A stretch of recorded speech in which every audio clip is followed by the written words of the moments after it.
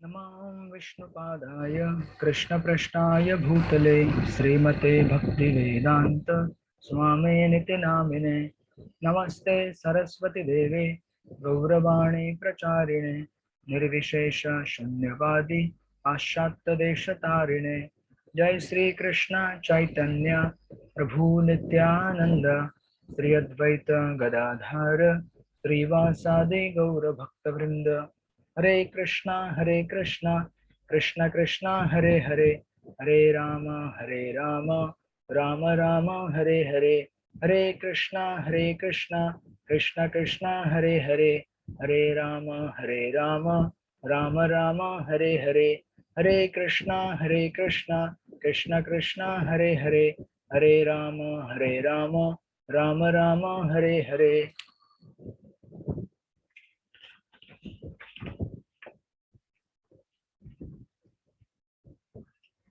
गुरु शिष्य परंपरा में आइए।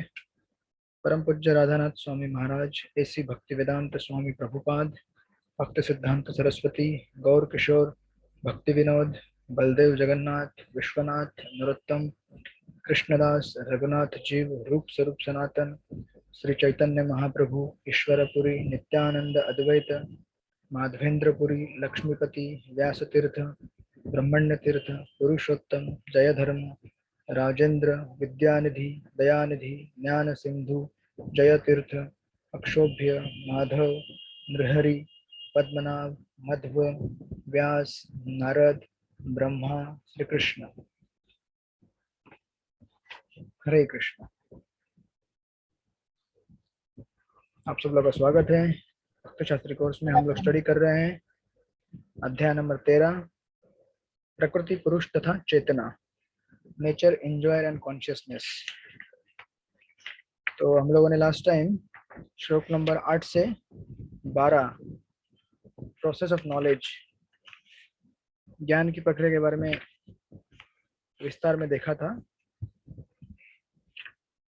अमानित्वम, अदम्भित्वम, अहिंसा, शांतिर आर्जवम, आचार्योपासनम, स्वच्छम, स्थैर्यम, आत्मविनिग्रह, अध्यात्म ज्ञान नित्यत्वम, तत्व ज्ञानार्थ दर्शनम, एतद् ज्ञानम इति प्रोक्तम, अज्ञानम एततो अन्यथा। ये 20 एलिमेंट को छोड़ के बाकी जो भी बताया गया है वो सब अज्ञान है from spiritual point of view, जिससे हम स्पिरिचुअल लाइफ में प्रोग्रेस नहीं कर सकते।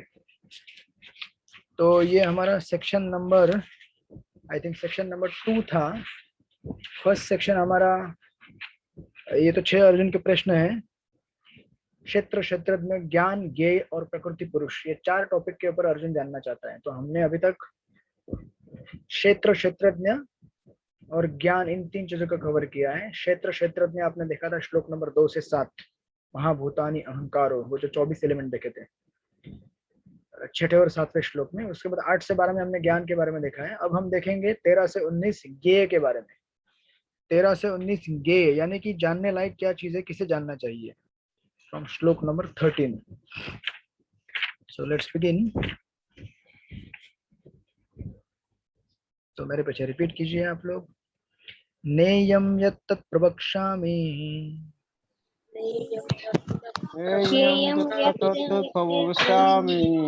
यज्ञात्वा अमृतम अश्नुते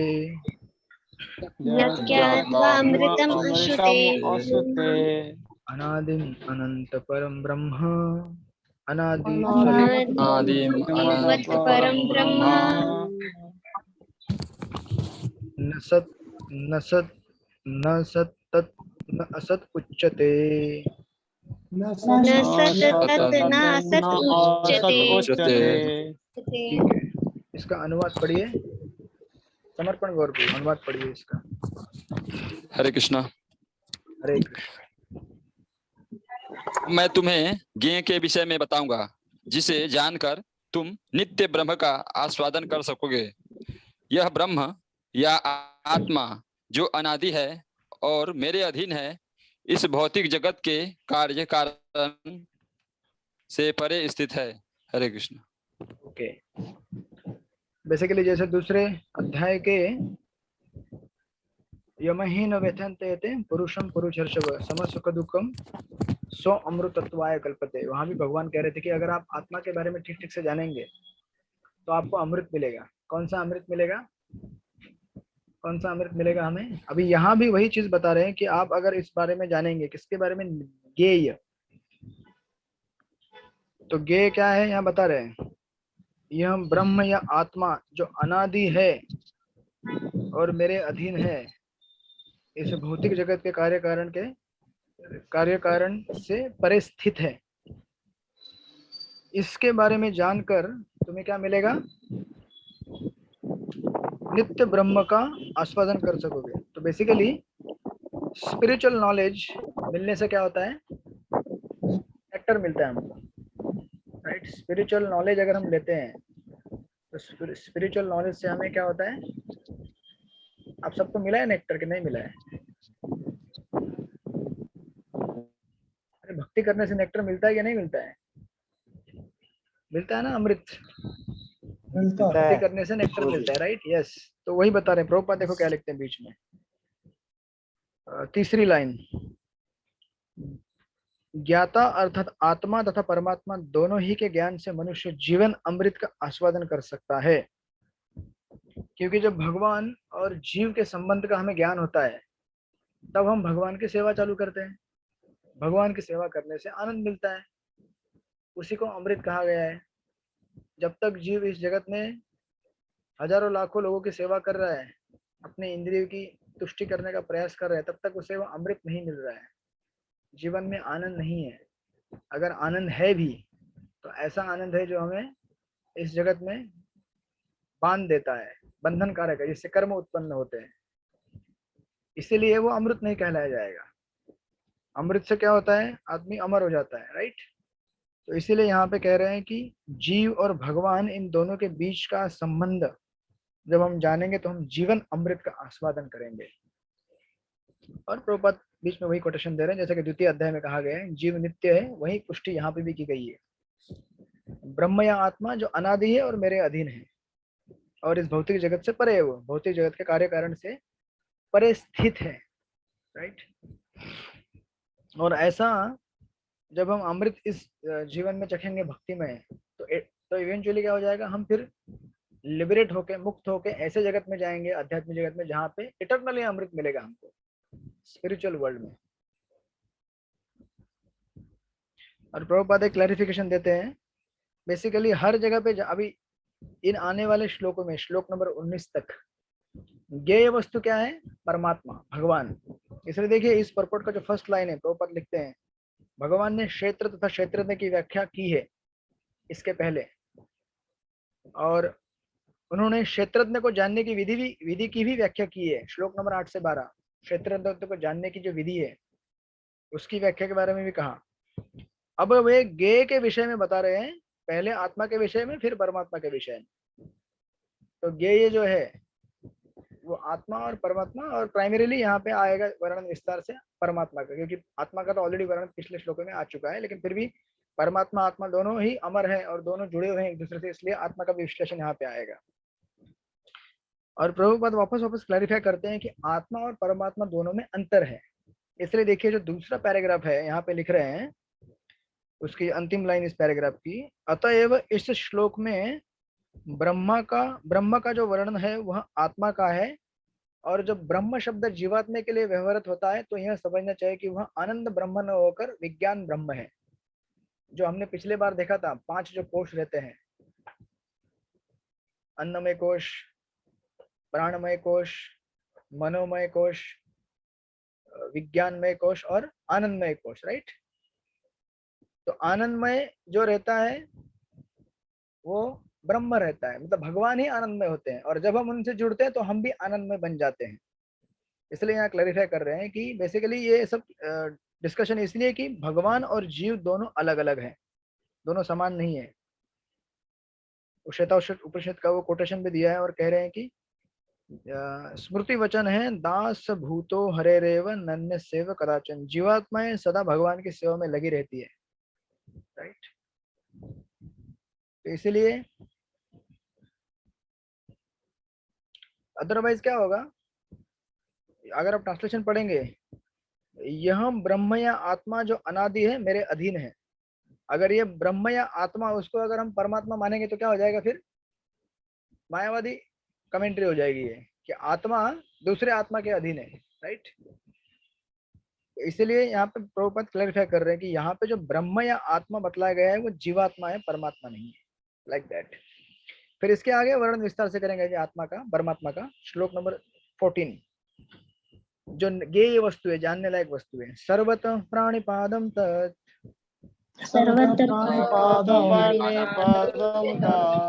सर्वतो सर्वतो अक्षशिरो मुखम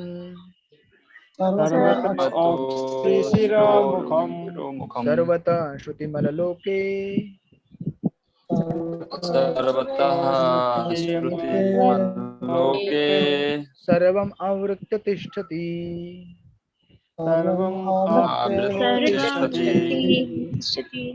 अनिता माता जी पढ़िए इसका अनुवाद। हाँ प्रभु जी, हरे कृष्ण प्रभु जी, दंडवत प्रणाम। उनके हाथ, पांव, आंखें, सिर तथा मुंह तथा उनके काल सर्वत्र है। इस प्रकार परमात्मा सभी वस्तुओं में व्याप्त होकर अवस्थित है। Hare Krishna. Thank you so much. अभी इंटरेस्टिंग चीज यहाँ पे और एक वापस, अब उनके कौन है मालूम नहीं हमको, राइट। वो परमात्मा है कि जीवात्मा है, नोबडी नोज। उनके, इसलिए प्रभुपाद इसको जब क्लैरिफाई करते हैं, सॉरी ट्रांसलेशन देते हैं, तो हमारे लिए यू नो विथ कंपैशन लिख देते हैं कि ये कौन है। अदरवाइज इसको मिस इंटरप्रेट करने के बहुत सारे चांसेस होते हैं। इसलिए उनके यानी कि किसके? परमात्मा के। क्योंकि किसके हाथ पैर सब जगह फैले हो सकते हैं? हमारे हो सकते हैं क्या? हमारे हाथ पैर सब जगह फैले हुए हैं? हमारे हजारों आंखें हैं, हजारों कान हैं? नहीं ना। तो फिर ये श्लोक किसका वर्णन करेगा? परमात्मा का भगवान वर्णन का। करेगा। एज सिंपल एज भगवान का करेगा। इसलिए प्रभुपाद ट्रांसलेशन में लिख के दे रहे हैं हमारे लिए, अदरवाइज हम लोग इसको मिसअंडरस्टैंड कर सकते हैं। और ऑफ कोर्स चैतन्य चरित्रामृत अगर आप पढ़ेंगे तो अद्वैत आचार्य, चैतन्य भागवत है, चैतन्य चरित्रामृत कहीं तो रेफरेंस है उसका। अद्वैत आचार्य कोई भी जब ग्रंथ पढ़ते थे, कोई भी अगर स्क्रिप्चर पढ़ते थे, तो हर श्लोकों का डिवोशनल मीनिंग निकालते थे। अद्वैत आचार्य है तो वैसे महाविष्णु वो भगवान ही है स्वयं, लेकिन अपनी लीला में उन्होंने ये दिखाया था कि जब वो इस श्लोक में आए थे तो समझ नहीं पाए थे श्लोक का अर्थ। तो श्लोक का अर्थ क्या है? क्योंकि डिवोशनल कंक्लूजन नहीं निकाल पा रहे थे इस श्लोक में से। तो महाप्रभु उनके सपने में आते हैं, जब ये सोच रहे थे और सो गए एक दिन, एक रात को, तो भगवान उनके सपने में आए चैतन्य महाप्रभु, और उन्होंने इस श्लोक का अर्थ उनको बताया कि इस श्लोक का अर्थ किसको रेफर करता है? ये परमात्मा को रेफर करता है। यानी कि ये श्लोक ऐसे हैं जिसको मिसअंडरस्टैंड करने का बहुत चांस रहता है। इसलिए भगवान भी अपनी लीलाओं से इसको दिखा रहे हैं कि इसका अर्थ क्या होता है। और कई जगह पे समटाइम, आपको पहले हम इसको परपट पढ़ते हैं। देखिए प्रभुपाद यहाँ परपट में 2-3 उदाहरण देंगे। कहते हैं कि जिस प्रकार सूर्य अपनी अनंत रश्मियों को विकीर्ण करके स्थित है, उसी प्रकार परमात्मा या भगवान भी है। वे अपने सर्वव्यापी रूप में स्थित रहते हैं और उनमें आदि शिक्षक ब्रह्मा से लेकर छोटी सी चींटी तक के सारे जीव स्थित हैं। उनके अनंत शीर, हाथ, पांव तथा नेत्र है और अनंत जीव हैं। ये सभी परमात्मा में स्थित है, अतः परमात्मा सर्वव्यापक है। This is one understanding. और प्रभुपाद उसको कॉन्ट्रास्ट दे रहे हैं कि लेकिन आत्मा यह नहीं कह सकता कि उसके हाथ, पांव तथा नेत्र चारों दिशाओं में संभव नहीं है। और अब वह अज्ञान के कारण यह सोचता है कि उसको ज्ञान नहीं है कि उसके हाथ तथा पैर चतुर्दिक प्रसारित है।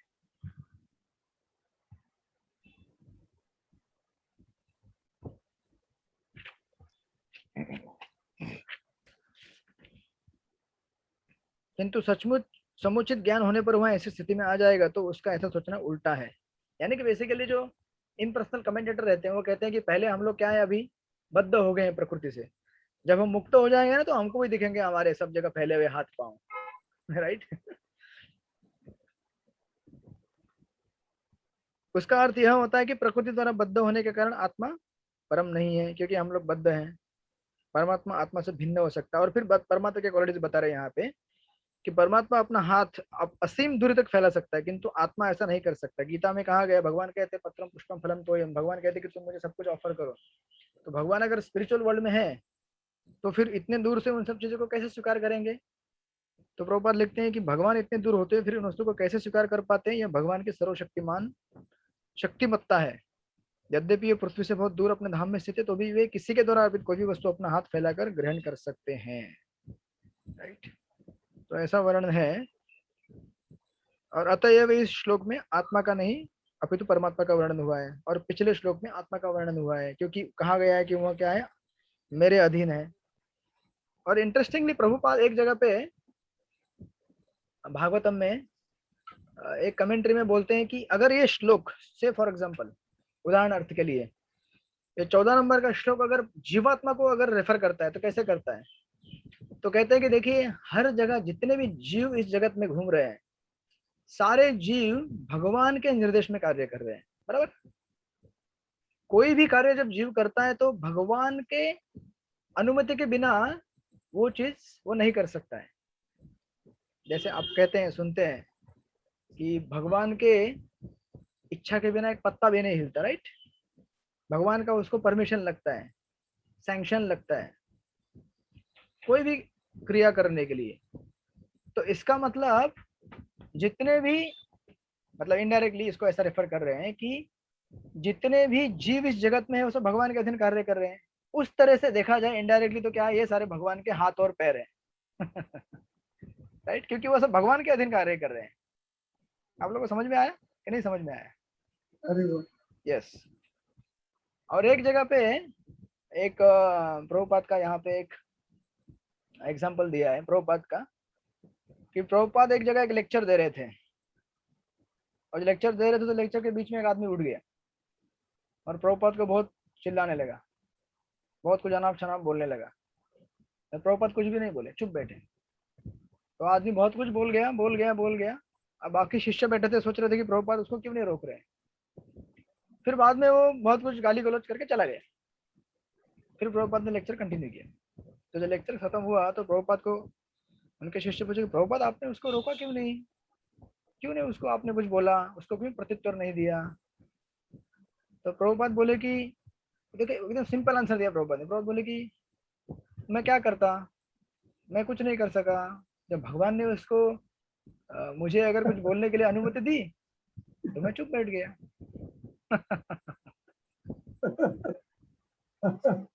देखिए, ये है फाउंडर आचार्य हमारे। He is the founder Acharya of our movement. उनका एग्जांपल देखिए। अब हो सकता था कि हम लोग गाली गलौज कर सकते थे, उसके साथ झगड़ा कर सकते थे, लेकिन प्रभुपाद क्या कह रहे हैं यहाँ पे कि मैं क्या करता था, मैं कुछ नहीं कर सकता, क्योंकि भगवान ने उसको परमिशन दिया तो उसने किया। बेसिकली कहने का अर्थ ये है कि समझो अगर फॉर एग्जांपल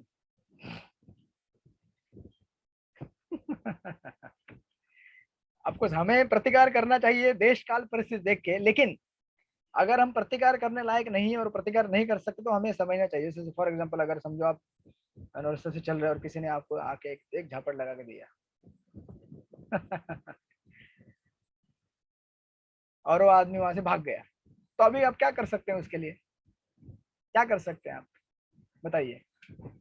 आप कोई पुलिस केस करना चाहेंगे? आप उसके पीछे भागेंगे? वो तो आपसे तेज है, भाग के निकल गया। तो बेसिकली हमें उस समय ये सोचना चाहिए कि भगवान ने उसको सैंक्शन कर दिया कि एक थप्पड़ लगा के दे दो। ये डिवोटी आजकल ज्यादा टाइम पास कर रहा है, ठीक से जप नहीं करता है। प्रजल्प बहुत करता है, दूसरे भक्तों का अपराध बहुत कर रहा है, ठीक से साधना नहीं कर रहा है। कोई रास्ते में मिल गया, एक झापड़ लगा के भाग गया। होता है हमारे साथ, ऐसा नहीं होता है? नहीं होता है क्या? आप अच्छा साधना कर रहे हैं तो भी कभी भी होता है ना, कुछ कारण नहीं होता। हम लोग कुछ ऐसे ट्रेन में जाते हैं और ट्रेन में बैठ रहे हैं, कोई आता है धक्का दे देता है थोड़ा सा, हम भी उसको धक्का लग जाता है, बस चिल्लम चिल्ली हो जाते हैं वहां पे। बस उतने में बात बिगड़ जाती है। इतनी बात अगर उस चीज को वहीं संभाला नहीं गया तो बात इतनी बिगड़ जाती है कि पूरा दिन आपका खराब हो जाएगा। फिर घर आएंगे तो भी सोचते रहेंगे, ठीक से जपा भी नहीं होगा। तो सम टाइम ऐसे सिचुएशन लाइफ में आते तो उस समय हमें क्या करना चाहिए, ये याद रखना चाहिए। क्या करें, भगवान ने परमिशन दे दिया, उसने हाथ घुमा दिया और निकल गया। राइट। तो ऑफकोर्स इस तरह से प्रभुपाद, आई मीन टू से कि प्रभुपाद इस श्लोक को अगर उस एंगल से देखेंगे तो कि ये कैसे जीवात्मा को रेफर करता है, तो वैसे हम देख सकते हैं। यस रवि प्रभु, आप कुछ कहना चाहते थे, बोलिए।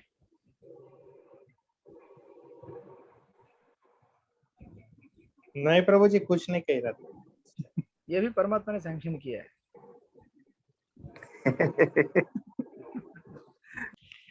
ओके।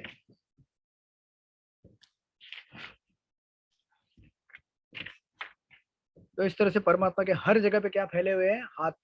कोई भी हाथ आपके ऊपर बैठ सकता है, कोई भी हाथ आपको उठा सकता है, कोई भी पैर आपको कुचल सकता है। क्योंकि परमात्मा हर जगह पे व्याप्त है। आई मीन टू से कि अगर भगवान को हमें अगर कभी पनिशमेंट करना होगा, हमको अगर कोई पनिश करना होगा भगवान को, तो भगवान को ऐसा नहीं है कि अरे मैं पर्सनली आऊंगा तभी आपको कुछ पनिश कर पाऊंगा, ऐसा नहीं। भगवान के हाथ, पैर, नेत्र, आंखें सब जगह फैले हुए हैं और कहीं से भी एक्शन दे सकते हैं वो। Right, this is the understanding. ना उसके बाद इसका और वर्णन करते हैं परमात्मा का। तो परमात्मा कैसे है, भगवान कैसे है? सर्वेंद्रिय गुणम भासम, गुणावासं सर्वेंद्रिय विवर्जितम, सर्वे इंद्रिय विवर्जितम् असक्तम सर्वभूश्चैव,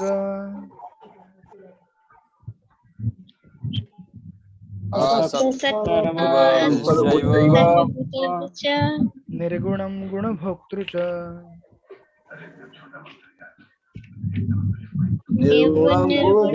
भोक्तृ च। ओके। सुमित समंता माता जी, पढ़िए इसका अनुवाद।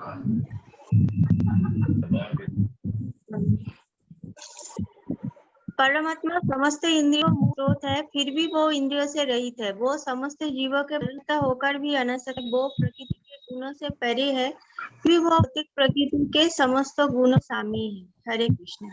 तीन क्वालिटीज का यहाँ पे वर्णन किया है। जैसे ईशोपनिषद में आपने स्टडी किया होगा, भगवान के विरोधाभास देने वाले गुणों का वर्णन किया था ईशोपनिषद में। तो वैसे यहाँ पे किया गया, कह रहे हैं कि परमात्मा समस्त इंद्रियों के मूल स्रोत है, फिर भी वे इंद्रियों से रहित है। तो आप बोलेंगे कि जिससे स्रोत निकलता है उसके पास ये चीज नहीं है, ऐसे कैसे हो सकता है? सेकंड, समस्त जीवों के पालन करता होकर भी अनासक्त है। सबका पालन करते हैं लेकिन किसी के साथ उसकी आसक्ति नहीं है। अगर हम आज किसी को थोड़ा भी अगर हेल्प करते हैं, किसी को अगर हम हेल्प छोड़िए, अगर कुछ हफ्ते के लिए अगर कंटिन्यूसली किसी को कम मेंटेन कर रहे हैं या किसी के साथ रह रहे हैं, तो हमको उसके साथ आसक्ति हो जाती है ना? नहीं होती है? होती है आसक्ति। लेकिन भगवान यहाँ पे बोल रहे हैं कि मैं सबका पालन करता हूँ लेकिन मुझे कोई आसक्ति नहीं है। राइट। वे, और तीसरी चीज, वे प्रकृति के गुणों से परे हैं, फिर भी वे समस्त प्रकृति के गुणों के स्वामी हैं। These are called contradictory qualities. और ये सब कैसे संभव है भगवान के लिए? Because of his inconceivable potential, अचिंत्य शक्तियों की वजह से। एक तो एक अंडरस्टैंडिंग है ही आपके पास कि भगवान की इंद्रिया जो रहती है वो कैसी है, हमारे जैसे नहीं है भौतिक। वो कैसी होती है? स्पिरिचुअल होती है। इसीलिए भगवान को कई बार क्या कहा जाता है? निराकार कहा जाता है या फिर निर्गुण कहा जाता है। इसी परपोर्ट का अगर आप देखेंगे, सेकेंड लाइन देखिए, वास्तव में जीवों में आध्यात्मिक इंद्रियां होती है लेकिन बद्ध जीवन में भौतिक तत्व से आच्छादित रहती है। हमारे पास भी हमारी स्पिरिचुअल इंद्रियां हैं, स्पिरिचुअल आंख, कान, नाक, सब कुछ है, लेकिन वो सब क्या हो गया, अभी जड़ पदार्थ से ढक गया है। तो इसीलिए जिस समय आप मुझे देख रहे, तो आप मुझे नहीं देख रहे, एक्चुअली आप मुझे नहीं देख रहे और ना ही मैं आपको देख रहा हूँ। क्या कर रहे हैं हम लोग? समझो अगर इस समय हीरालाल प्रजापति प्रभु को देख रहा हूँ तो मैं उनको नहीं देख रहा हूँ, एक्चुअली मैं उनके शरीर को देख रहा हूँ। उनकी आत्मा का दर्शन तो मुझे हो ही नहीं रहा है। वैसे जो मुझे देख रहे हैं वो मैं हो ही नहीं। आत्मा तो पूरा इस भौतिक जड़ पदार्थों से ढका हुआ है। राइट। उसी तरह से प्रभुपाद लिखते हैं कि परमेश्वर की इंद्रियां इस तरह आच्छादित नहीं रहती जैसे जीवात्मा की रहती है। इसीलिए हमें एक्सपीरियंस में ऐसा लगता है कि हमारे पास तो हमारी इंद्रियां हाथ, कान, नाक, पाँव, और ठीक ठीक से अगर ना समझा जाए तो हम बोलते हैं कि भगवान को तो है ही नहीं। अब यही स्टोक का अगर इंपोर्ट लेंगे हम तो सोचेंगे कि भगवान को तो कान, नाक, हाथ है ही नहीं। लेकिन उनको कैसे है? हमारे जैसे नहीं है, हमसे परे। वो कैसा है?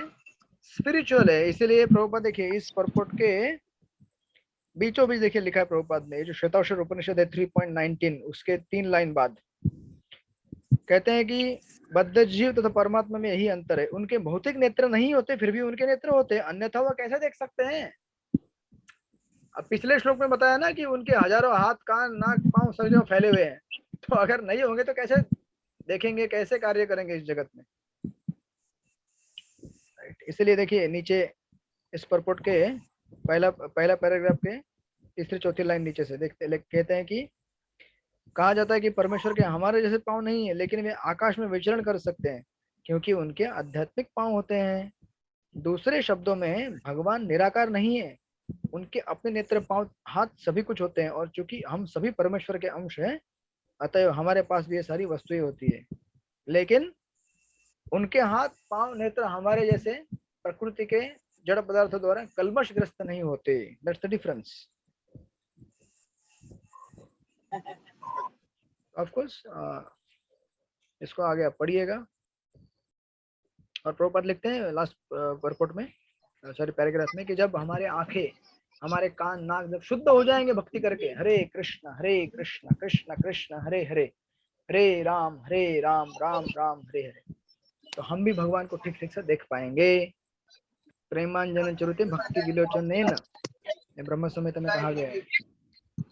तो दिस इज द डिफरेंस। ये 3 क्वालिटीज है परमात्मा की। तो ये हम जान रहे हैं सेक्शन ज्ञेय। परमात्मा को जानने, परमात्मा क्या है? जानने लायक वस्तु है। नाउ नेक्स्ट आगे वाले श्लोक में और बताते हैं इसके बारे में। बहिरंतश्च भूतानां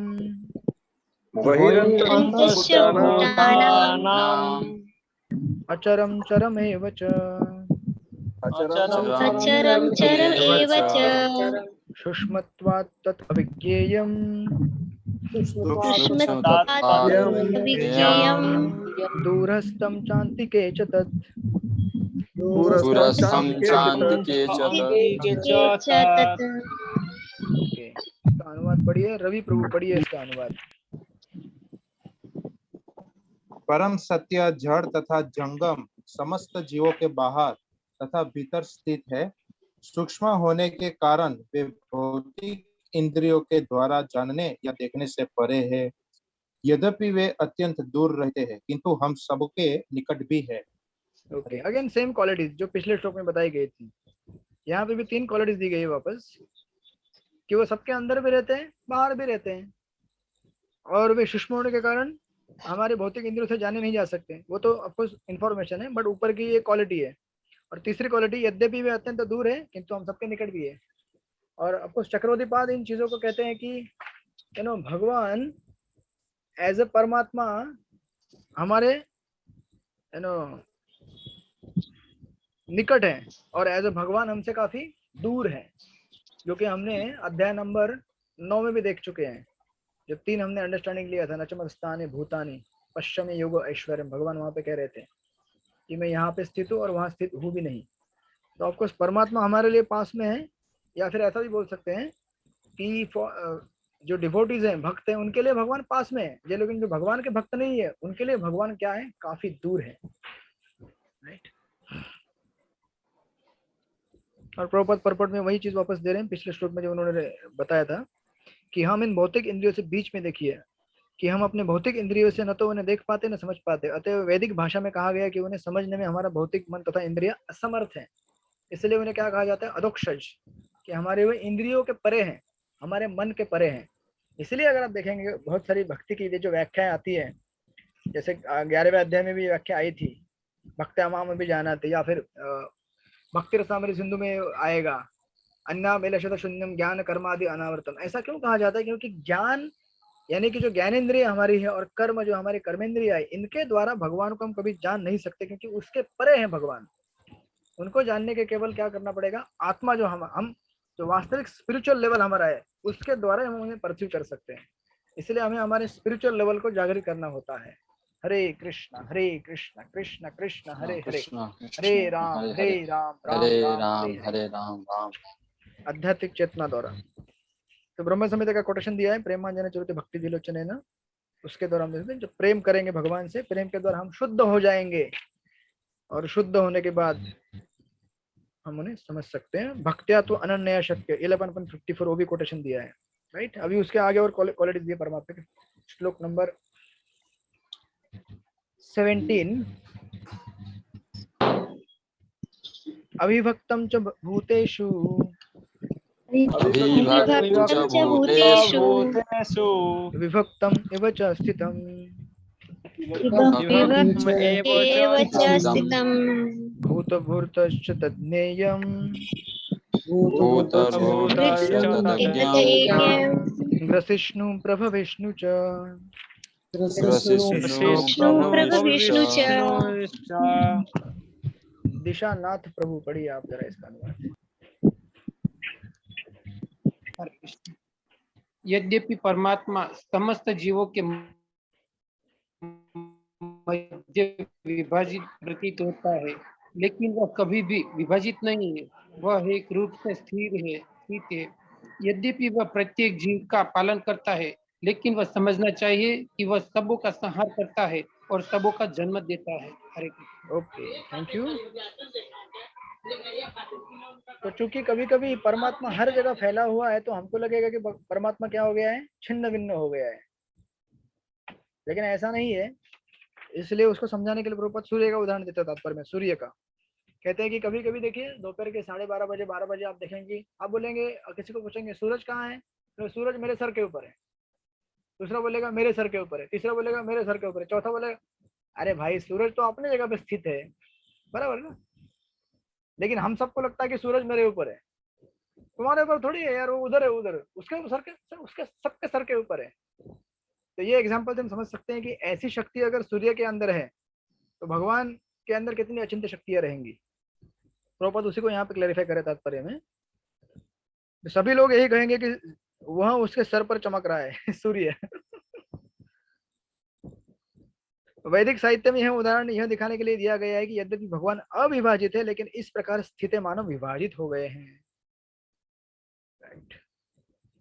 अपनी सर्वशक्तिमत्ता के द्वारा एक कृष्ण सर्वत्र विद्यमान है, जिस तरह अनेक पुरुषों को एक ही सूर्य के प्रति अनेक स्थानों में होती है।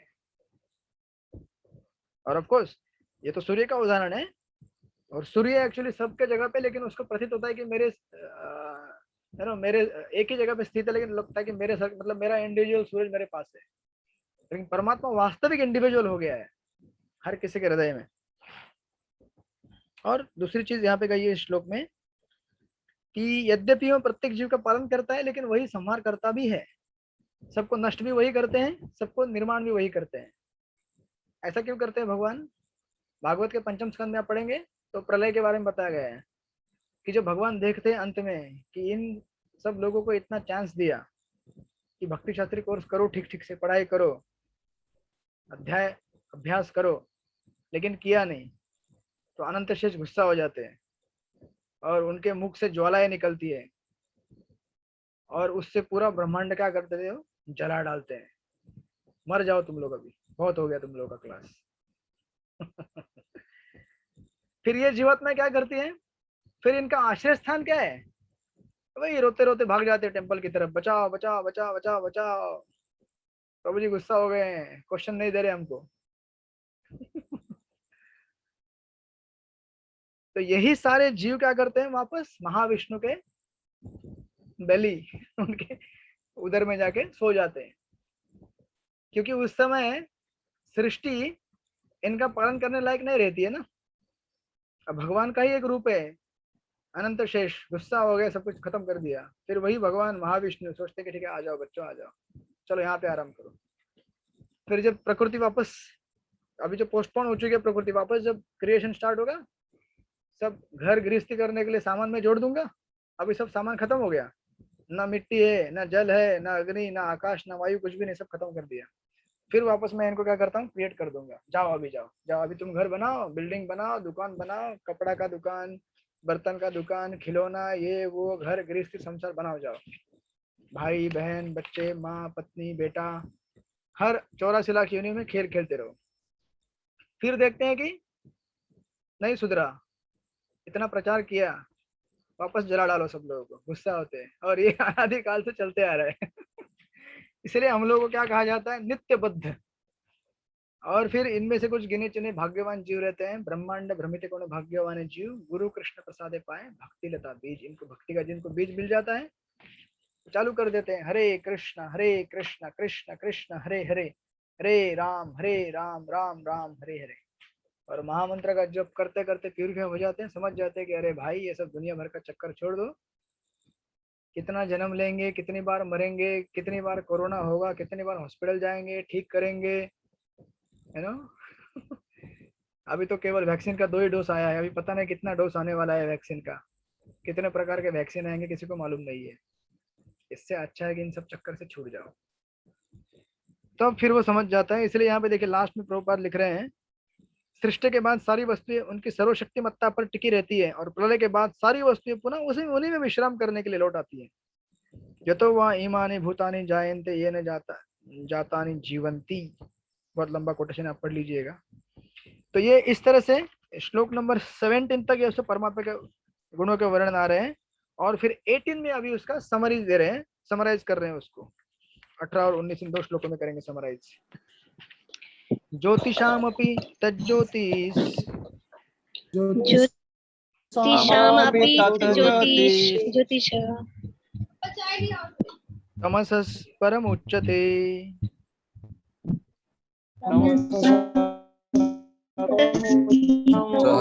उच्यते। ज्ञानं ज्ञेयं ज्ञानगम्यं,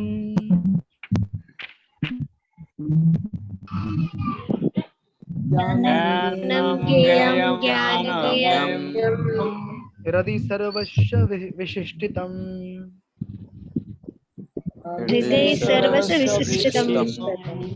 ओके, गायत्री माता जी पढ़िए इसका अनुवाद। Translation by His Divine Grace A.C. Bhaktivedanta Swami Srila Prabhupada की जय।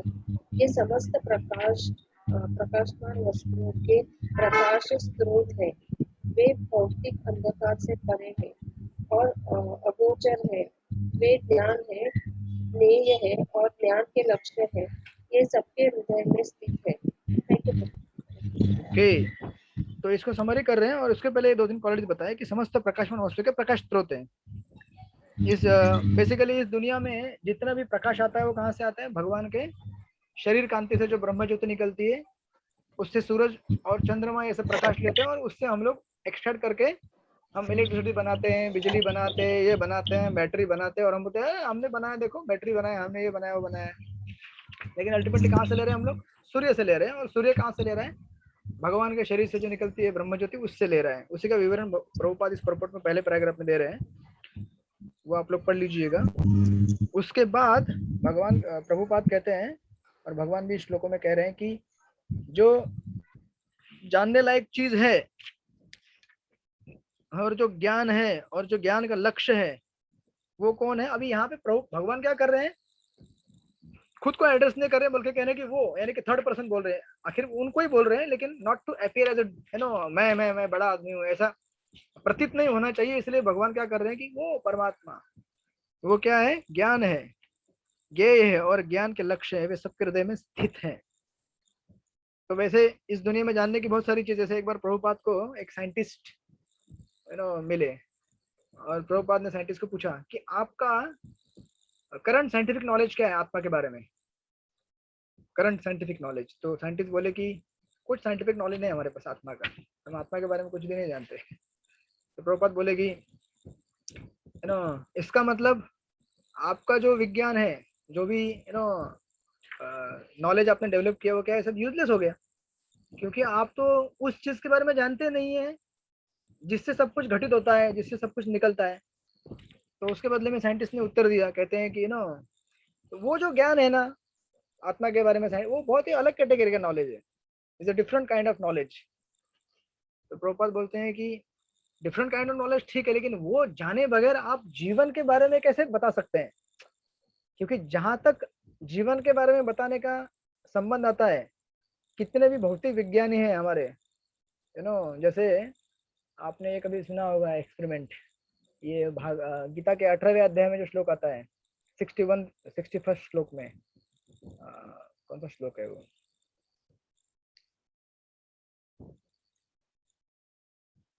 ब्रह्मयान सर्वभूतानि यंत्रारूढ़ानि मायया। इसका बिगिनिंग कैसे होता है श्लोक का? What is the beginning of this श्लोक? ब्रह्मयान सर्वभूतानि ईश्वरः ईश्वर सर्वभूतानि सर्वभूतानां हृदयस्य अर्जुन तिष्ठति ब्रह्मयान सर्वभूतानि यंत्रारूढ़ानि मायया। इस यंत्र में बैठ के बहुत सारे जीव क्या कर रहे हैं? ट्रैवल कर रहे हैं।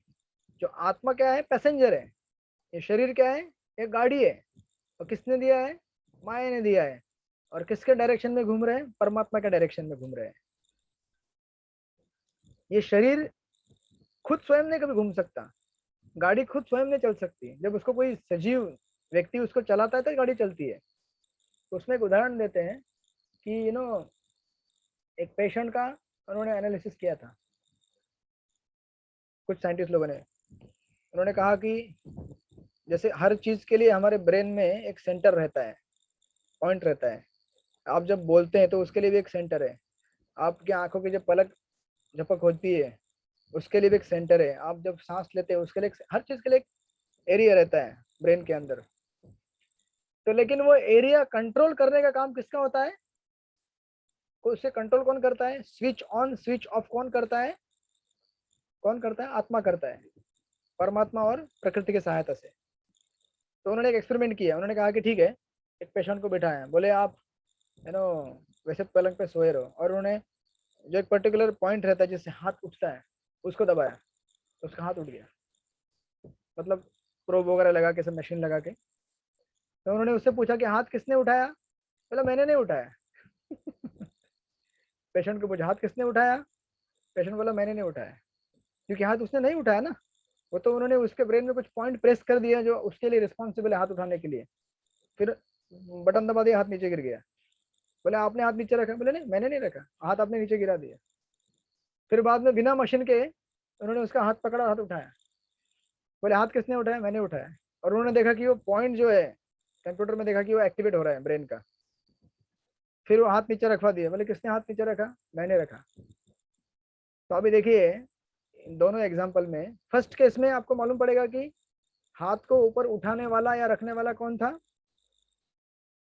वो जो पॉइंट प्रेस किया उन्होंने, साइंटिस्ट ने मशीन के अंदर ब्रेन का, इसके ऊपर जो सब एपरेटस लगाया था। लेकिन दूसरे केस में इसके लिए वो हाथ तो ऊपर उठाया, नीचे गिरा। लेकिन दूसरे केस में जब आदमी ने हाथ उठाया तो उस पॉइंट को किसने दबाया? किसने दबाया उस पॉइंट को? आप जैसे ही मैंने इच्छा किया कि मैं हाथ उठाऊं तो अपने आप वो पॉइंट प्रेस हो गया। और जैसे मैंने इच्छा कि हाथ नीचे रखूं, वो पॉइंट प्रेस जो बटन दबाया था उठ गया। तो उन लोगों का कहना था, वैज्ञानिकों का, ये सब आप देख सकते हैं, ऐसा कोई बनाई चीज नहीं है, उनके एक्सपेरिमेंट है, डॉक्यूमेंटेड एक्सपेरिमेंट्स है। उन्होंने कहा कि इस शरीर को चलाने वाला आदमी जो है ना, वो शरीर के परे है, शरीर के अंदर नहीं है। हम लोग सोचते हैं कि हम लोग खाते हैं, हम लोग पीते हैं। अरे जब आप खाने की इच्छा करते हो तो इमीडिएटली शरीर के अंदर कुछ एंजाइम सीक्रेट होना चालू हो जाते हैं, कुछ हार्मोन सीक्रेट होना चालू हो जाते हैं। जब आप सोने की इच्छा करते हैं उस समय बहुत सारे हार्मोन्स डाउन हो जाते हैं, बहुत सारे शरीर की क्रियाएं शांत हो जाती है। ये सब बटन कौन दबाता है?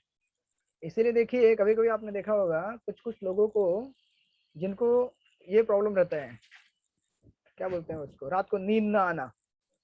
है किसी को प्रॉब्लम यहाँ पे? नींद नहीं आती है?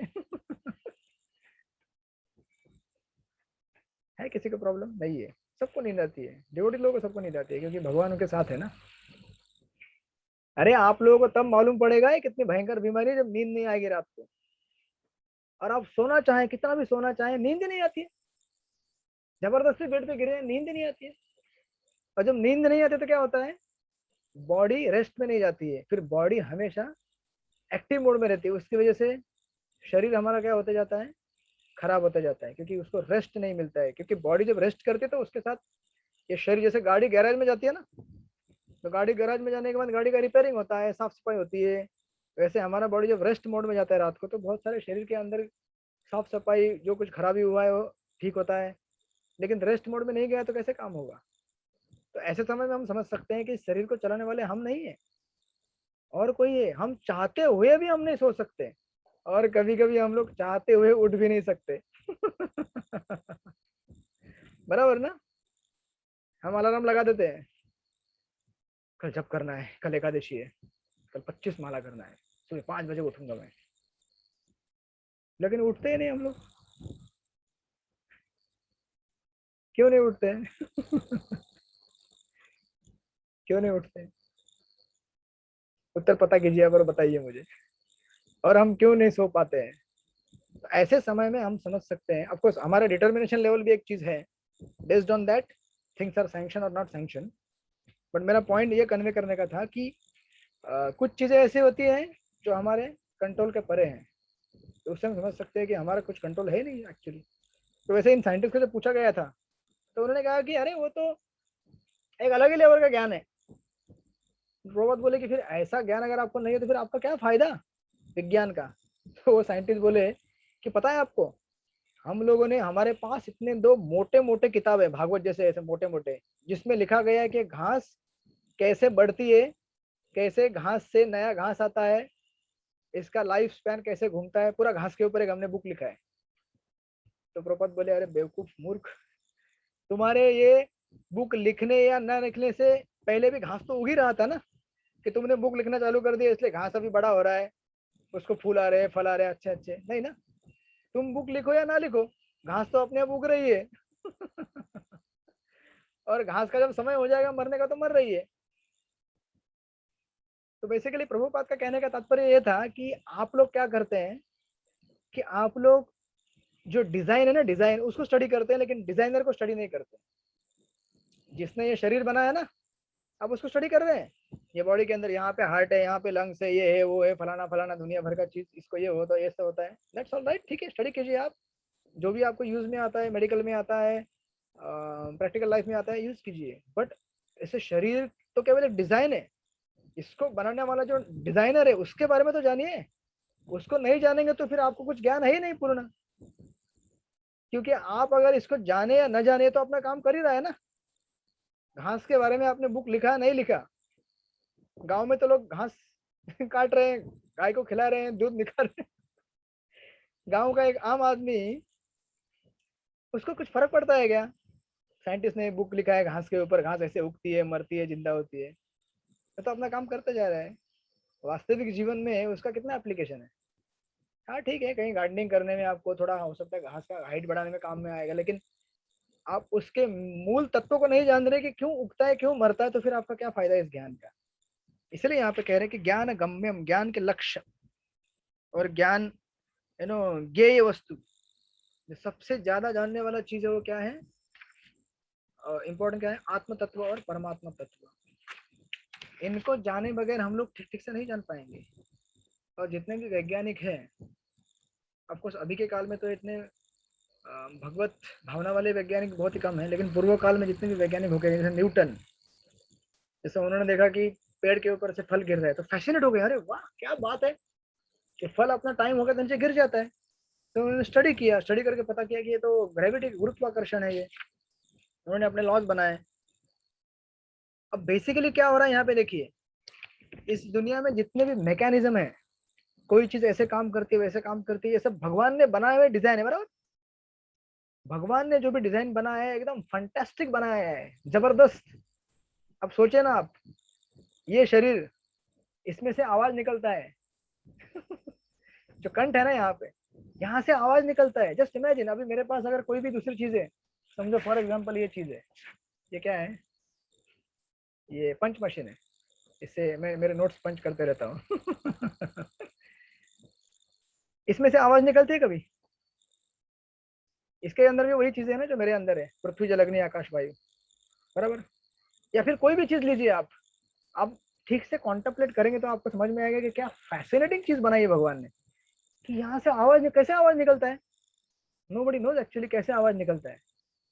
और सबका गला सेम होने के बावजूद किसी का कंठ मधुर आवाज निकलता है, किसी का गधे का आवाज निकलता है, किसी का कोयल का आवाज निकलता है, किसी का कुत्ते का आवाज निकलता है, किसी का बिल्ली का, सबका सेम सेम है, बराबर है ना।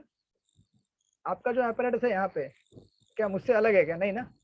कंठ नली और कंठ के जो भी यहाँ पे चीजें हैं हमारे शरीर में, जो भी ब्रेन है या फिर लंग्स है, हार्ट है, सब कुछ सेम है ना, कुछ भी फर्क नहीं है। वही सेम आंखें हैं, सेम कान है, तो फिर इसके पीछे क्या राज है जिसकी वजह से हर व्यक्ति का अलग अलग मैनिफेस्टेशन होता है। सबका ब्रेन सेम ही है ना, किसी का लेकिन एकदम शार्प इंटेलिजेंट रहता है, किसी का नहीं रहता है। सेम बल्ला क्रिकेट के मैदान में बल्लेबाज जब चलाते हैं, किसी के हाथों से छक्का निकलता है, कोई आउट हो जाता है, सब कुछ सेम है ना। बैट बॉल पिच मैदान सब कुछ सेम है। यही तो गंभीर रहस्य है।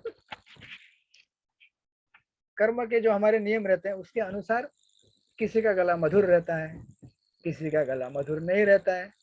लेकिन कोई बात नहीं, मधुर नहीं तो क्या हुआ, हर कोई भगवान के लिए गीत गा सकता है। हरे कृष्णा कृष्ण कृष्ण हरे हरे, हरे राम राम राम हरे हरे। उसके लिए मधुर होना जरूरी नहीं है, भाव होना चाहिए केवल। लेकिन ऑफकोर्स जस्ट टू से कि यहाँ पे जो बता रहे हैं प्रभुपाद, जितने भी साइंटिस्ट हैं उनको जो फैसिनेशन होता है एक इसकी वजह से होता है, भगवान का जो क्रिएशन है वो फैसिनेटिंग है। सोचो ना, पेड़ से कोई अगर फल गिरता है, कभी आपने जिंदगी में देखा नहीं होगा कि नीचे गिरा हुआ फल वापस ऊपर उड़ता है, कभी देखा है आपने? नहीं देखा है ना। भगवान की क्या कला है देखो, जिसका समय हो गया वो नीचे गिरना चाहिए ताकि बाकी लोगों के यूज में आना चाहिए हो, राइट। जैसे वो स्टोरी है ना, एक आदमी एक पेड़ के नीचे सोया था, और सोने के पहले वो देख रहा था इधर उधर। एक देखा उसने कद्दू का पेड़ देखा और पीपल का पेड़ देखा, बोला क्या यार भगवान को कुछ अकल नहीं है, इतना बड़ा कद्दू इतना छोटा पेड़। आपने कद्दू का पेड़ देखा है कभी? भोपला नहीं देखा है? आपका लाइफ वेस्ट है। इतना कद्दू खाया इस्कॉन में आप लोगों ने, खिचड़ी बना बना के। प्रभु जी, कद्दू का पेड़ नहीं होता, कद्दू का पेड़ नहीं होता, कद्दू की लताएं जैसी होती है, वो उसको पेड़ नहीं बोलते। उनकी वेल रहती है। लताएं वेल होती है, उसके पेड़ नहीं होते, इसलिए मैंने ना बोला, पेड़ नहीं होता। ठीक है ठीक है, मतलब वनस्पतियों के अंदर जो विभाजन होता है उसके लिए, ठीक है चलो। उसकी लता होती है, राइट। कद्दू, दूधी, करेला, ये सब लताएं होती है। तो अभी वो जो व्यक्ति वहां पर बैठा तो सोचने लगा, अरे कैसे भगवान ने इतने छोटी बारीक लता के ऊपर इतना बड़ा भोपला फुटबॉल लगा दिया, और इतना बड़ा जाइंट पेड़ पीपल का, इतने छोटे छोटे फल। क्रिएटर को कुछ दिमाग ही नहीं है, और पीपल के पेड़ के नीचे सो रहा था, सपना देख रहा था, वो सपने में एकदम मगन हो गया। लेकिन उतने में ऊपर से एक पीपल का पेड़ का फल गिर गया उसके टकले के ऊपर। जोर से ऊपर से गिर गया छोटा फल, ऐसा लगा होगा ना बहुत जोर से। ऐसे लगा, देखा इतना फल गिर के बहुत चोट लग गई, तो फिर कद्दू को देखा। अगर ये कद्दू गिर जाता तो सही है, भगवान का क्रिएशन जो है ना परफेक्ट है। जब हमको मार बैठती है ना, तभी समझ में आता है कि भगवान जो भी करते हैं सही करते हैं, तब तक समझ में नहीं आता है। तो भगवान का क्रिएशन इतना अमेजिंग है कि जितने भी गे चीजें हमें वो समझनी चाहिए।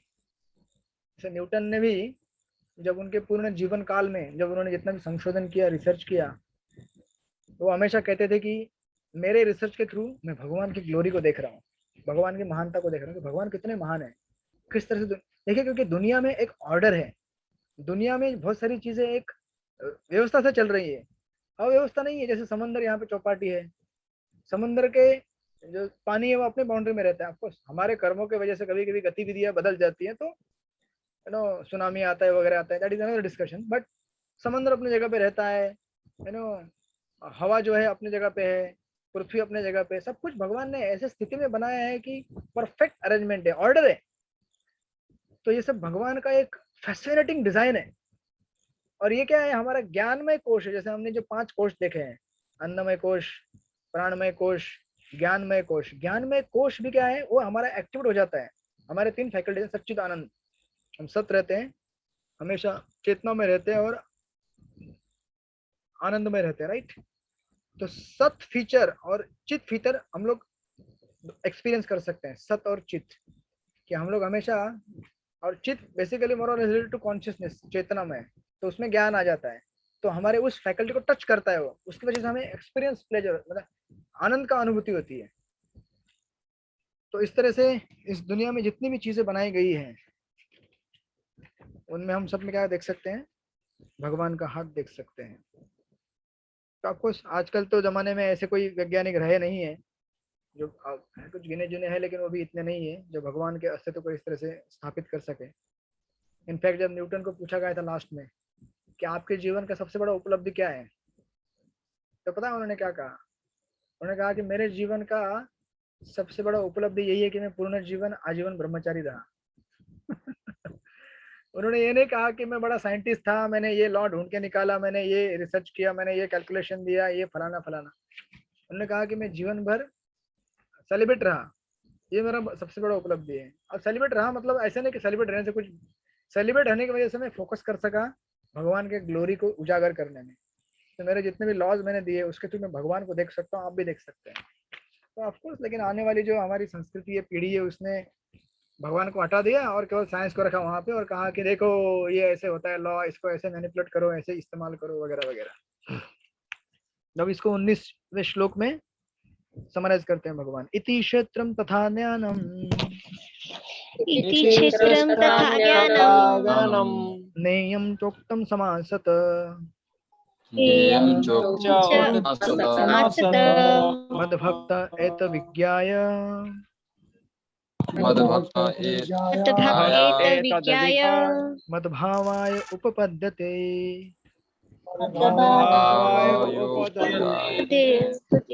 ओके, अनुवाद पढ़िए, सर्वांग सुंदरी माता जी, अनुवाद पढ़िए इसका। हरे कृष्णा। इस प्रकार मैंने परम सत्य, शरीर, ज्ञान तथा ज्ञेय का संक्षेप में वर्णन किया है।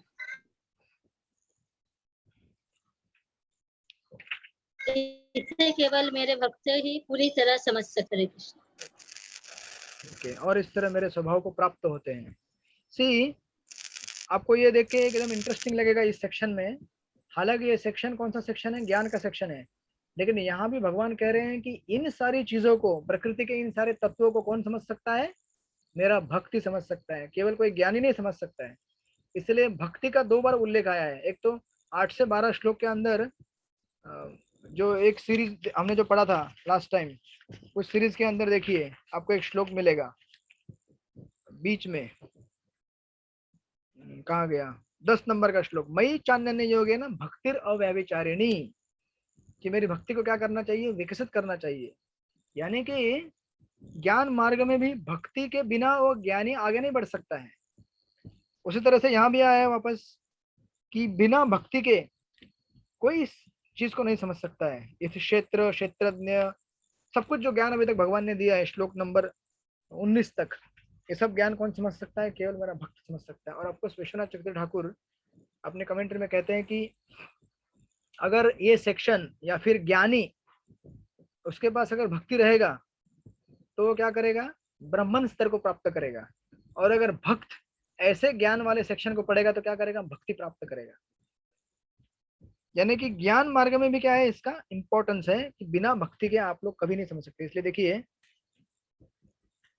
प्रभुपाद भी इस परपोर्ट में लिख रहे हैं कि 3 वस्तुओं का है ज्ञान, 3 वस्तुओं का होता है। ज्ञाता, सेकंड लाइन परपोर्ट का, ज्ञाता यानी कि जीवात्मा, अभी ज्ञाता 2 प्रकार के होंगे, परमात्मा, जीवात्मा, ज्ञेय जानने लायक चीज, तथा जानने की विधि। ये तीनों मिलाकर विज्ञान कहलाते हैं। पूर्ण भगवान के अनन्य भक्तों द्वारा प्रत्यक्ष समझा जा सकता है, अन्य इसे समझ पाने में असमर्थ रहते हैं। राइट। तो आपको बीच में प्रभुपाद मायावाद को रेफ्यूट कर रहे हैं। अद्वैतवादियों का कहना है कि अंतिम अवस्था में तीनों बातें एक हो जाती है, मतलब सब कुछ क्या हो जाता है, एक साथ मिलके 0 हो जाता है। लेकिन भक्त ऐसे नहीं मानते, क्योंकि ऐसा नहीं हो सकता, क्योंकि हमारी हर किसी की अवस्था इंडिविजुअल है। हम लोग हमेशा आध्यात्मिक स्तर प्राप्त करने के बाद भी इंडिविजुअल रहेंगे। तत्व हम जातुनासम तत्व में जनाधिपा, ये द्वितीय अध्याय का जो श्लोक है उसका आप वहां पे स्टडी कर चुके हैं ऑलरेडी। इस प्रकार बीच के पैराग्राफ में प्रभुपाद समरी दे रहे हैं अब तक का। सेकंड पैराग्राफ कह रहे हैं कि अब हम सारांश रूप में कह सकते हैं कि श्लोक 6 से तथा 7 के महाभूतानी से लेकर चेतना ध्रुति तक भौतिक तत्व तथा जीवन के लक्षणों की कुछ अभिव्यक्तियों का विश्लेषण हुआ है। ये सब मिलकर शरीर अथवा कार्य क्षेत्र का निर्माण करते हैं तथा श्लोक 8 से 12 तक अमानित्व से लेकर तत्व दर्शनम तक कार्य क्षेत्र के दोनों प्रकार के ज्ञाताओं अर्थात आत्मा तथा परमात्मा के ज्ञान की विधि का वर्णन हुआ है।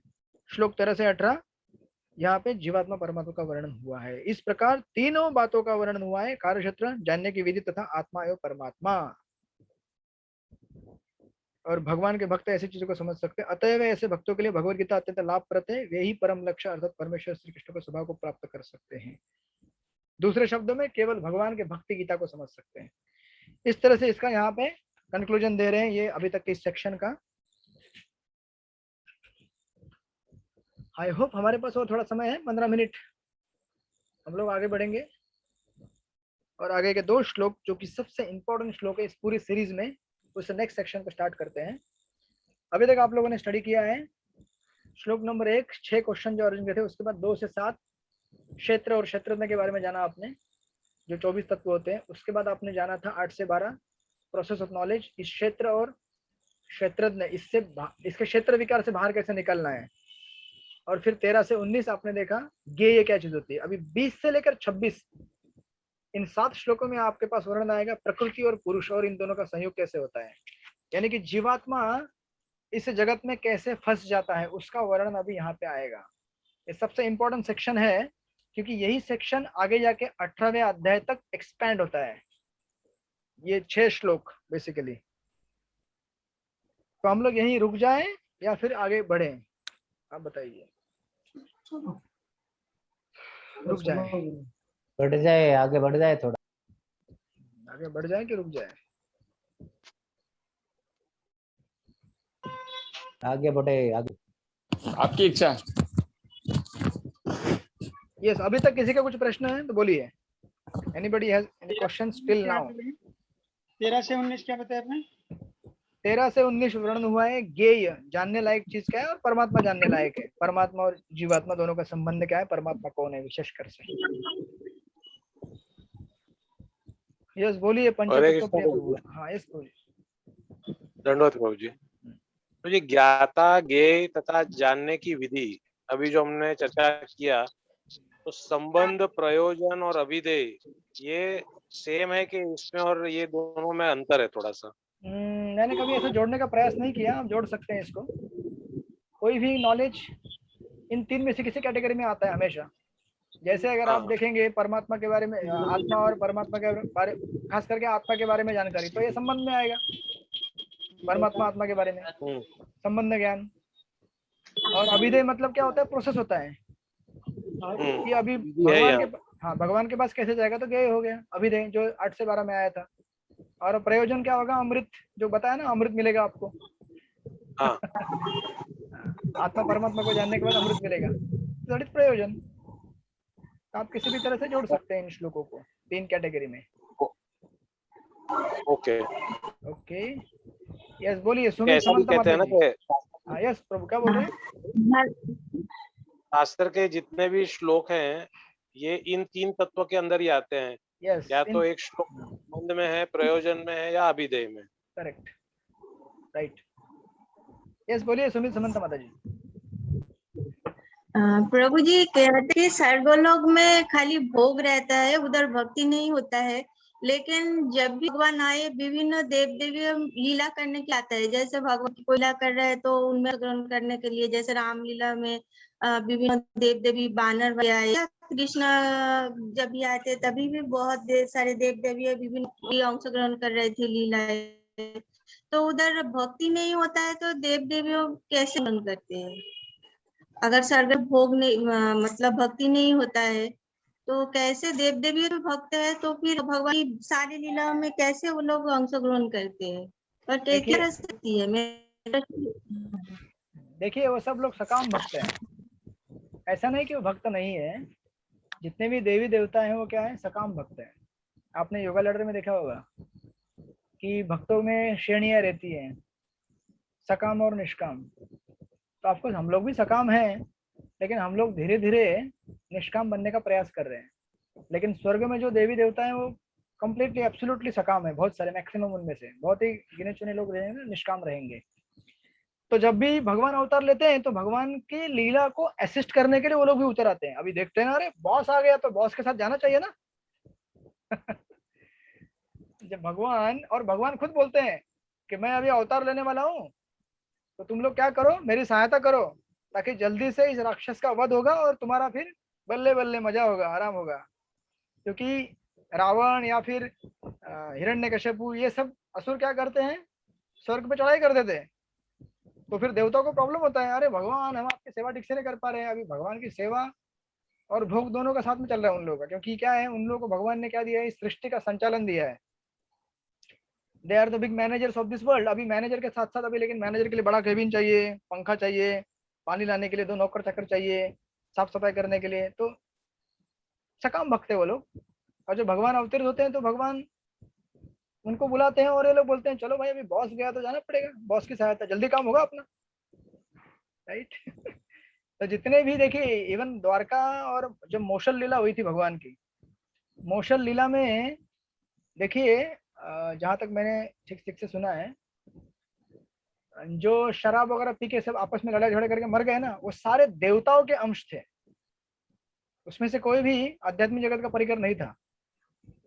क्योंकि भगवान ने देखा कि अरे इतने, कोई तो निमित्त चाहिए ना अभी उनको यहाँ से निकालने के लिए, कि अभी तुम्हारा काम खत्म हो गया, अभी जाओ अपनी जगह पे और अपना अपना पद संभालो।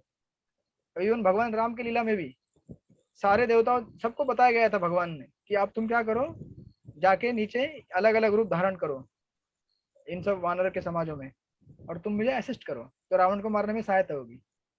अब भगवान किसका सहायता लेंगे, भक्तों का ही लेंगे ना, तो थोड़ी नॉन डिवोटी सहायता करने के लिए आएगा। तो अभी भक्तों में भी कैटेगरी जैसा काम भक्त है, तो अपना काम हो गया, वापस चले जाते स्वर्ग में, राइट। ऐसी स्थिति है। ओके, हीरालाल प्रजापति, आप कुछ कहना चाहते हैं प्रभु? हाँ प्रभु जी, हरे कृष्णा, दंडवत प्रणाम। प्रभु जी, इसमें 14वां श्लोक में आपने बताया कि बद्ध जीव जो है वो भौतिक तत्वों में इच्छादित रहते हैं और भगवान इच्छादित नहीं रहते हैं। तो उसमें आपने बताया था कि भगवान जीवों पर किसी तरह की आसक्ति नहीं रहती है, तो भक्त के ऊपर इतना आसक्ति क्यों रहते हैं?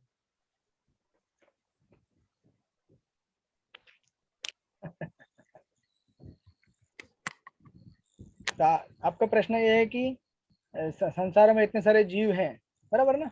हाँ, उनका आसक्ति रहती नहीं है। हाँ, सबका पालन करते हैं भगवान, जीव है। डिवोटी का भी पालन करते हैं, नॉन डिवोटी का भी पालन करते हैं। लेकिन फिर भगवान डिवोटी से क्यों आसक्त होते हैं और नॉन डिवोटी से क्यों आसक्त नहीं होते, बराबर ना? यस। अब देखो, समझो आपके घर में आंगन में, घर के आंगन में बहुत सारे बच्चे खेलते हैं। अभी आजकल पता नहीं, आंगन तो है नहीं हमारे घर के आसपास। पूर्व जमाने में आंगन हुआ करता था, जब बच्चे है ना आंगन में आके गिल्ली डंडा, गोटियां खेलते थे, ये वो खेलते थे, हजारों चीज खेलते थे। तो हम लोग देखते थे घर से कि मतलब हमारे माता पिता देखते थे बच्चे खेल रहे हैं। जब बच्चों में झगड़ा हो जाता ना, तो माँ बाप सबसे पहले आके अपने बच्चों को संभालते, इधर इधर इधर, तुझे लगा चोट नहीं लगा क्या, ये नहीं हुआ। हालांकि सबके लिए समान है, वो देखते जब बच्चे खेल रहे हैं आनंद में, सबके लिए समान, हाँ सब खेल। लेकिन जब अगर कुछ हो गया तो सबसे पहले जाके अपने बच्चों को पकड़ लेंगे, क्योंकि ये आसक्ति नेचुरल है। प्रभुपाद एक परपोर्ट में लिखते हैं, वो परपोर्ट का रेफरेंस मुझे याद नहीं आ रहा, बट एक परपोर्ट में लिखते हैं कि ये नेचुरल है ना।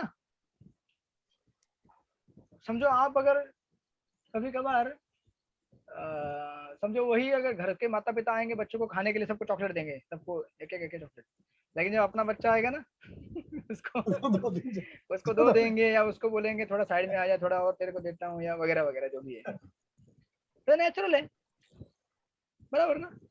ना this is from point of view of natural reciprocation between father mother and children, तो माता पिता और बच्चे के बीच में। दूसरे अगर सिद्धांतिक दृष्टिकोण से देखेंगे, जो जितना सरेंडर्ड है, भगवान खुद गीता में कहते हैं, ये यथा माम प्रपद्यन्ते ताम तथैव भजामि हम। तुम जितनी मात्रा में मुझे शरण आओगे उतनी मात्रा में मैं भी आपको क्या करूंगा, रेसिप्रोकेट करूंगा। आप अगर 1% सरेंडर है तो मैं आपको 1% प्रेम दूंगा, आप अगर 10% है, 10% जितना आप भगवान का शरण जाएंगे उतना भगवान आपको मुक्त करेंगे माया से। आप 10% सरेंडर है, 10% मुक्ति मिलेगी। 90% माया आपके पास घूमती रहेगी। आप 90% सरेंडर है, 90% फ्रीडम मिलेगा माया से। It's reciprocal. तो इसमें आश्चर्य करने की कोई बात नहीं है, क्योंकि भगवान हमेशा भक्तों को अपना निजी व्यक्ति समझते हैं। सुमित समझता मत आप कुछ कहना चाहते थे? दूसरा क्वेश्चन है क्या प्रभु जी? हरे कृष्ण। हाँ यस बोलिए। ये 16वां श्लोक में दिया है कि परम सत्य जड़ तथा जंगम समस्त जीवों के बाद। जंगम में क्या होता है? जंगम मतलब क्या होता है? कहाँ पे? 16वां श्लोक। तो हमें इसका तात्पर्य में दिया, परम सत्य जड़ तथा जंगम समस्त जीवों के बाहर का भीतर स्थित है। चर अचर मुझे इतना तो पता है, मतलब moving non moving. Moving and non moving मतलब चलने वाला और शब्दार्थ न में चलने लिखा वाला। है, यस समर्पण गौर प्रभु। शब्दार्थ में लिखा है प्रभु जी। हाँ शब्दार्थ में लिखा है ना, चरम चरम मतलब चरम चलने वाला, नहीं चलने वाला, परम सबसे ऊपर। नहीं वो नहीं वो नहीं, वो नहीं अर्थ, वो अलग अर्थ है यहाँ पे। चरम अचरम मतलब देखिए एक रहता है जैसे पेड़ पौधे हैं वो प्रभु जी मूवेबल मूवेबल। पेड़ पौधे हैं वो चलते नहीं है ना, एक जगह स्थित रहते हैं। हाँ जड़ बराबर रहते हैं। ना? हाँ। हाँ। और बाकी जो जीव है जैसे पशु पक्षी है वो चलते हैं। That is the understanding. चल अचल। चल अच्छा। हाँ क्योंकि जीवों के तो दो ही कैटेगरी हो सकते हैं ना, एक तो चल और अचल। बराबर ना? Something like that. तो ये चरम अलग है समर्पण गौर प्रभु। वो चरम हम जो सोच रहे हैं वो अलग है, ये चरम अलग है। ओके ठीक है, आई थिंक हम लोग यहीं पे रुक जाएंगे। और किसी का कुछ प्रश्न है तो बताइए विद इन क्विकली। हरे कृष्ण प्रभु जी, हरे कृष्ण। हाँ बोलिए। प्रभु जी, भगवान आप यही अध्याय में आया था, भगवान अपना अंगूठा सूंघते हैं, तो बताइए। भगवान अपना अंगूठा सूंघते हैं ना, आप बोल रहे थे ना भगवान का अंगूठा सूंघने का रीजन अलग है। समझाने में आपका प्रश्न। भगवान अपना अंगूठा सूंघते हैं, बरोबर है? हाँ हाँ चूसते हैं, लास्ट टाइम बताया था मैंने। Okay okay okay. हाँ तो रीजन बताइए। एक रीजन तो ये है कि भगवान जानना चाहते हैं कि मेरे चरणों में इतना क्या रखा है कि हर कोई मेरे चरणों में गिरना चाहता है मेरे चरणों की धूली पाना चाहता है, क्या है मेरे चरणों में इतना। इसलिए भगवान उस चरणों को चूसते हैं। अरे देखो यार इतना नेक्टर बह रहा है, नेक्टर मैं भी देखो यार क्या है इसमें नेक्टर और दूसरा वो तो छोटे बालक की भांति अपनी लीला को क्या कर रहे हैं, वो प्रदर्शित कर रहे हैं। छोटे बालक देखा ना आपने? छोटे छोटे बालक अंगूठा सूंघते, अन्नमय कोश में रहते हैं, वो कुछ भी चीज देखेगा चूसते रहते हैं। Something like that. तो भगवान के चरणों में इतना नेक्टर है कि भगवान स्वयं प्रभावित हो जाते हैं उससे। इसलिए महाप्रभु के रूप में आते हैं टेस्ट करने के लिए कि आखिर ये है क्या, और उसको टेस्ट करने का विधि भी देके जाते हैं। हरे कृष्ण कृष्ण कृष्ण हरे हरे, हरे राम राम राम हरे हरे। राम राम।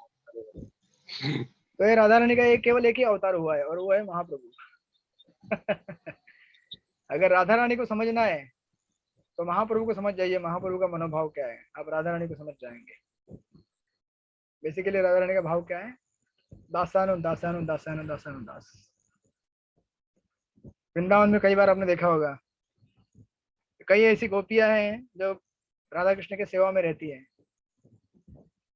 और गोपियां खुद भगवान से प्रत्यक्ष मिलना नहीं चाहती, लेकिन राधा रानी खुद से क्या करती है, कुछ ना कुछ बहाना बना के गोपियों को आगे भेजती है। जाओ तुम भगवान के लिए फल लेके जाओ, भगवान के लिए ये भोग लेके जाओ, और उनको मिलाती है उनके साथ आपको थोड़ा एसोटेरिक लेवल पे है ये, पर जैसे हम शुद्ध होते जाएंगे हम समझ में आएगा इन लीलाओं को। तो जीव हमेशा, हालांकि फिलोसॉफी ऐसी है कि हम दासानो दास बने रहना चाहते, लेकिन राधा रानी ऐसी सोचती है कि नहीं नहीं, मैं तो भगवान की सेवा करने के काबिल नहीं हूँ, ये भक्त कितना अच्छा है, जाओ। इसलिए चौपाटी में जो यहाँ पे राधा रानी उनका हाथ ऐसे है, तो महाराज कई बार भरपट दिया करते हैं, ऐसा मतलब राधा रानी बोल रही है कि इस भक्त को स्वीकार करो। ऐसा हार पकड़ा राधा रानी चौपाटी में, बोलते इस भक्त को स्वीकार करो कृष्ण। भगवान बोलते हैं अरे टाइम पास करता है, बेवकूफ है, कितनी बार समझाया, गलत काम मत कर, करता ही रहता है, जाने दो, माफ कर दो।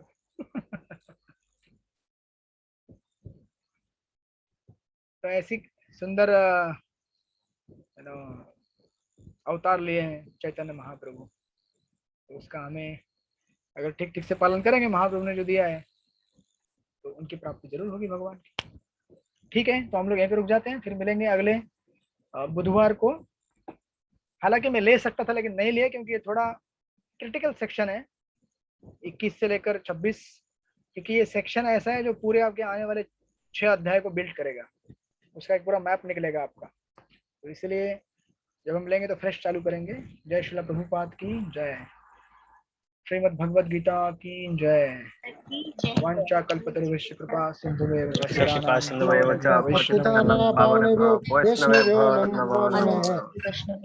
और आपके सारे प्रश्नों के उत्तर मैं अगले हफ्ते में ट्राई कर रहा हूँ। Thank you Prabhu ji. Hare Krishna. Hare Krishna. Mostly इस वीक में दे दूंगा आप लोगों को, फिर आपकी एग्जाम भी शेड्यूल करनी पड़ेगी हम लोगों को, राइट? एग्जाम भी है ना, 1 महीना तो लगेगा आपको स्टडी करने में, नहीं? हरे कृष्ण हरे कृष्ण। 1 महीना टाइम देना पड़ेगा तो हरे कृष्ण। हरे कृष्ण। थैंक यू प्रभु। हरि बोल। हरे कृष्ण। तो आप लोग गप्पे मारे, मैं जूम खुला छोड़ देता हूँ, आप लोग किसी को बात करना है एक दूसरे से बात करते रहिए। हरे कृष्ण।